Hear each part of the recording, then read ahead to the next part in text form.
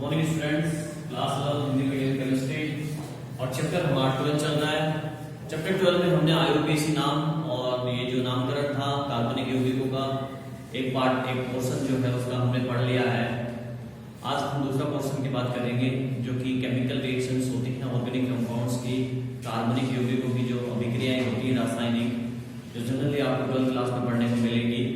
तो ये टॉपिक उनका बेसिक है क्योंकि यहाँ पे हम कुछ ऐसी डेफिनेशंस पढ़ेंगे जो वहाँ यूज होती हैं और वहाँ पे वो इफेक्ट जो है पढ़ते हैं, प्रभाव पढ़ते हैं, तब जाके वो रिएक्शंस कंप्लीट होती हैं। तो उन रिएक्शंस को समझने के लिए हमें ये चीजें आनी चाहिए। तो ये बहुत इंपॉर्टेंट टॉपिक है, आप ध्यान दें इसमें। तो सबसे पहले तो अपन कुछ बेसिक नॉलेज की बात करेंगे कि कार्बनिक हमारा जो इस टॉपिक को मैंने नाम दिया है मूलभूत संकल्पना है कार्बनिक अभिक्रियाओं की। जो कार्बनिक अभिक्रियाएं होती हैं उसकी क्या मूलभूत संकल्पनाएं हैं, उन चीजों के बारे में अपन यहाँ पे स्टडी करेंगे। तो फर्स्ट ऑफ तो जो कार्बनिक रसायन है, सब आता है कार्बनिक रसायन। कार्बनिक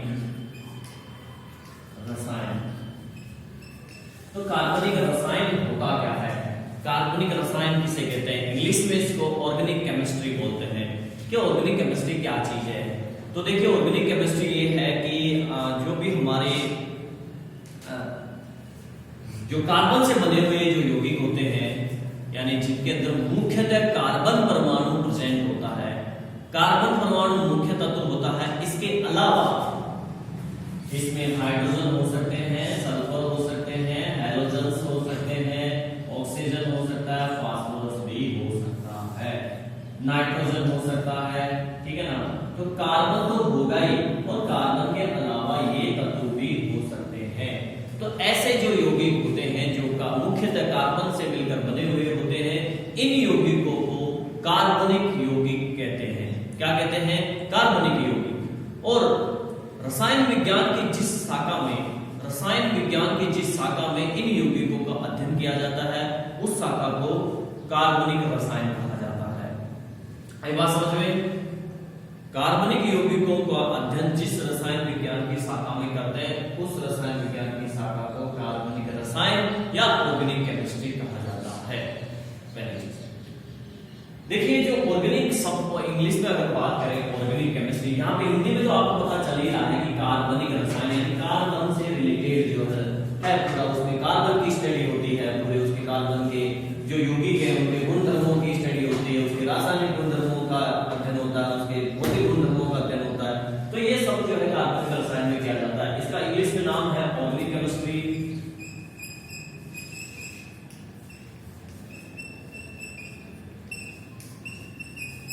तो ऑर्गेनिक केमिस्ट्री का मतलब क्या है? तो ऑर्गेनिक केमिस्ट्री नाम कैसे पड़ा? ये जो ऑर्गेनिक शब्द है वो लिविंग ऑर्गेनिज्म से लिया गया है। लिविंग ऑर्गेनिज्म मींस की सजीवों से। अब ये सजीवों से ये शब्द क्यों लिया है? ऑर्गेनिक केमिस्ट्री को लिविंग ऑर्गेनिज्म से क्यों लिया गया है? क्योंकि ऐसा माना जाता था, पहले ऐसा माना जाता था कि जो कार्बनिक रसायन है वो लिविंग ऑर्गेनिज्म यानी सजीवों के शरीर में ही बनते हैं, इनको कृत्रिम रूप से नहीं बनाया जा सकता। 1815 की बात है। 1815 के अंदर 1815 के अंदर ब्राजीलियस नामक साइंटिस्ट थे। तो ब्राजीलियस ने क्या कहा? इन्होंने कहा कि जो कार्बनिक यौगिक हैं उनको हम सजीवों से प्राप्त कर सकते हैं। ये सजीवों के अंदर इनका निर्माण होता है, सजीवों के अंदर ही इनके निर्माण की क्षमता होती है, इनको हम कृत्रिम रूप से नहीं बना सकते। इसी वजह से इसका नाम पड़ गया लिविंग ऑर्गेनिज्म से क्या ऑर्गेनिक केमिस्ट्री पड़ा। ठीक है, तो ऐसा 1815 में ब्राजीलियस ने कहा।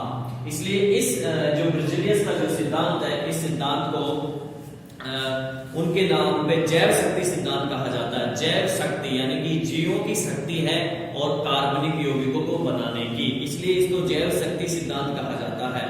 परंतु 1828 के अंदर इनका जो सिद्धांत था वो था जैव शक्ति सिद्धांत। जैव शक्ति सिद्धांत समझ में आइडिया होगा आपको इस सिद्धांत को जैव शक्ति सिद्धांत क्यों बोला गया? क्योंकि जीवों के शरीर के अंदर ही कार्बनिक यौगिकों का निर्माण इन्होंने माना उन्हीं के अंदर जो है इनकी क्षमता होती है बनाने की, इनको कृत्रिम रूप से नहीं बनाया जा सकता। इसलिए इस सिद्धांत को जैव शक्ति सिद्धांत नाम दिया ब्राजीलियस ने 1815।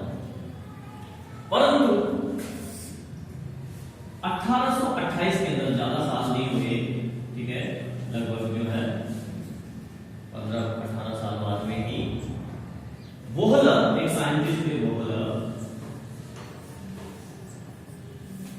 वोहलर ने, इंपॉर्टेंट है ये चीज, जनरली क्वेश्चन पूछ लेता है आपको कॉम्पिटिटिव एग्जाम्स में। सर्वप्रथम कार्बनिक रसायन को कृत्रिम रूप से तैयार किया वोहलर ने 1828 में।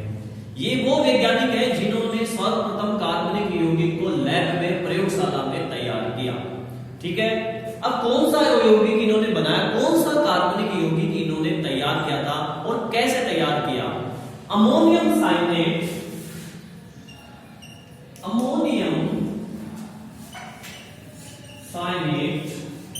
से इन्होंने बनाया यूरिया। अमोनियम साइनेट मतलब NH4CnO, ये अमोनियम साइनेट है और इससे इन्होंने यूरिया का फॉर्मेशन किया लैब के अंदर। यूरिया का फॉर्मूला NH2COOH2, ये है यूरिया। तो ये प्रथम कार्बनिक पदार्थ दिया, ये भी क्वेश्चन बनता है कि प्रथम कृत्रिम कार्बनिक पदार्थ कौन सा था जो लैब में तैयार किया गया, वो था यूरिया। क्वेश्चन ये भी बन सकता है कि सर्वप्रथम कृत्रिम कार्बनिक यौगिक किसने बनाया, तो आप बोलोगे वोहलर ने। ठीक है, और ये रिएक्शन भी इंपॉर्टेंट है, अमोनियम साइनेट से उन्होंने यूरिया का निर्माण किया था। आगे बात समझें, तो ये प्रथम कार्बनिक यौगिक है जो कृत्रिम रूप से लैब में तैयार किया गया था। इसके बाद फिर धीरे धीरे तो तैयार होने लगे।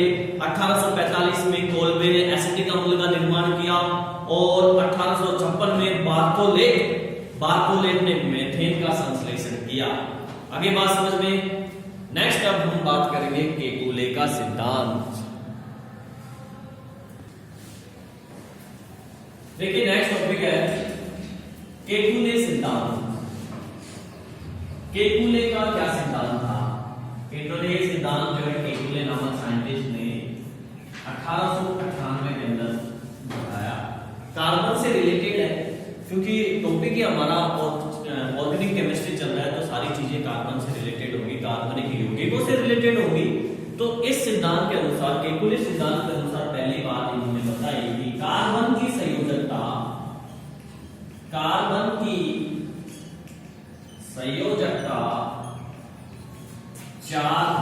है। 4 होती है कार्बन की संयोजकता 4। हम जानते हैं क्योंकि कार्बन 6 नंबर पे आता है। 6 नंबर इसका परमाणु क्रमांक है, अर्थात इसमें इलेक्ट्रॉनों की संख्या भी 6 है। तो ये पहली कक्षा में 2 इलेक्ट्रॉन, उसके बाद में 4 इलेक्ट्रॉन बाहर कोष के, तो संयोजी कोष के इलेक्ट्रॉन 4 है और इस वर्षक पूर्ण करने के लिए भी 4 इलेक्ट्रॉनों की जरूरत पड़ती है, इसलिए इसकी संयोजकता 4 होती है। अर्थात कोई एक कार्बन परमाणु 4 अन्य परमाणुओं से बंध बना सकता है, एक कला बंध। ठीक है, तो इसकी संयोजकता 4 होती है और इसी वजह से ये जो कार्बन है उसके केकुले सिद्धांत का दूसरा पॉइंट जो है वो यही है कि कार्बन परमाणु के अंदर ऐसी क्षमता होती है कि ये लंबी चेन बना सकते हैं, लंबी श्रृंखला का निर्माण कर सकते हैं। ये ओपन चेन भी बना सकते हैं, ये क्लोज चेन भी बना सकते हैं। ठीक है ना, बंद वलय। आई बात समझ में? तो ऐसे देखिए ओपन लंबी श्रृंखला मतलब ऐसे कार्बन कार्बन परमाणु मिलके ऐसे एक दूसरे के साथ मिलके लंबी चेन बना सकते हैं, जिनका हमने देखा था उदाहरण आईयूपीएसी के अंदर नामकरण किया था तब। और ये बंद वलय भी बना सकते हैं, क्लोज चेन भी बना सकते हैं। कार्बन परमाणु आपस में इस प्रकार से मिल जाते हैं और प्रथम कार्बन अंतिम कार्बन से मिल जाता है, जिससे कि फिर ये बंद हो जाती है वलय और वलय संरचना बनती है, चक्रीय यौगिक बोलते हैं इनको। ठीक है ना, तो कार्बन परमाणु के अंदर ये सब क्षमताएं होती है। इसी वजह से कार्बन के जो यौगिक होते हैं वो अन्य यौगिकों से संवादित होते हैं। ऐसा कहते हैं कि सारे तत्वों के यौगिकों को एक तरफ कर लो और कार्बन के यौगिकों को एक तरफ कर लो तो ज्यादा कार्बन के यौगिक प्राप्त होंगे। इसके अलावा देखिए कार्बन में क्या है, केकुले सिद्धांत ने क्या कहा कि केकुले सिद्धांत ने कहा कि कार्बन कार्बन सिंगल बॉन्ड बना सकता है आपस में, कार्बन कार्बन जो है डबल बॉन्ड भी बना सकता है आपस में, और कार्बन कार्बन परमाणु ट्रिपल बॉन्ड भी बना सकता है आपस में। तो कार्बन के अंदर एकल बंध, द्विबंध और त्रिबंध बनाने की क्षमता पाई जाती है। तो ये कुछ बातें केकुले सिद्धांत की हैं जो कि हमने पढ़ ली है।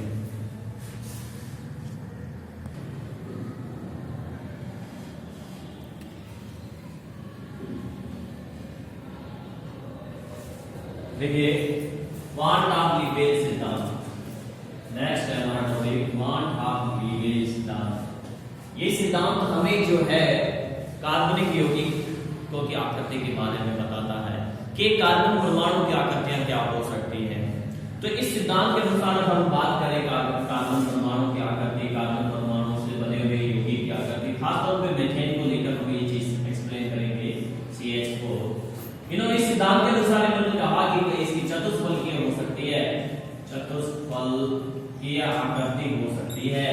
इस सिद्धांत के अनुसार हम बात कर सकते हैं आकृति का वर्ग समतलीय हो सकती है, समतलीय।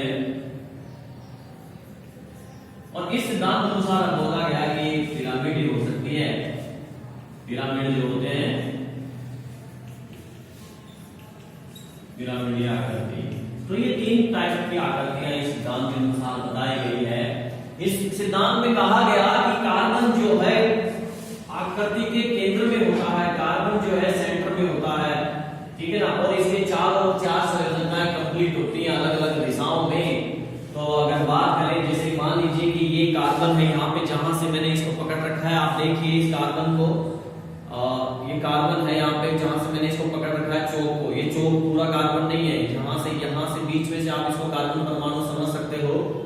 अब देखिए अगर इसके अंदर जो इसकी 4 संयोजकताएं वो किस प्रकार से कंप्लीट होगी, मैं आपको बता रहा हूँ। एक जो संयोजकता होगी वो इस तरफ होगी, यानी आपकी आंख की तरफ होगी, और दूसरी जो संयोजकता होगी वो मेरी तरफ होगी, मेरी आंख की तरफ।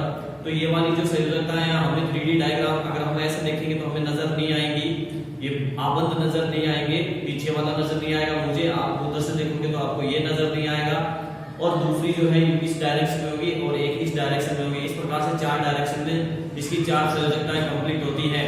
परंतु कागज पे हम जो है इस प्रकार को नहीं बना सकते, इसलिए जो पीछे की और आगे की जो आबंध है उनको भी प्रदर्शित करेंगे हम कुछ अलग तरीके से। तो देखिए क्या करते हैं, ये तो हो गया आपकी साइड में आंख की तरफ का, ये हो गया पीछे का, ये हो गया साइड का जो तो नजर आता है ये कंप्लीटली, ठीक है। अब इनको मिला दीजिए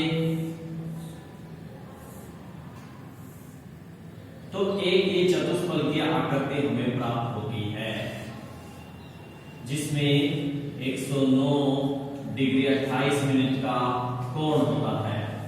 तो ये होगी चतुष्फलकीय आकृति वान ऑफ लीबेल सिद्धांत के अनुसार। इसके अलावा वर्ग समतलीय, तो वर्ग समतलीय के अंदर बताया गया कि कार्बन परमाणु केंद्र में होता है और इसकी चारों संयोजकताएं 4 दिशाओं में होती, कंप्लीटली नजर आती है समतल के अंदर, ऐसे इस प्रकार से, एक इस तरफ और एक इस तरफ। तो जब इनको मिलाएंगे अपन तो यूं वर्ग समतलीय एक आकृति बनती है, वर्ग बन रहा है और समतल बन रहा है, क्योंकि ये 4 दिशाएं हैं। ये कार्बन है, अगर ये कार्बन है अगर, तो इस मुट्ठी को कार्बन मान लीजिए आप, तो ये कार्बन है तो एक इस दिशा में है, एक इस दिशा में है, एक इस दिशा में और एक इस दिशा में है, तो चारों आपको नजर आ रहे हैं और एक वर्ग समतलीय आकृति बनेगी।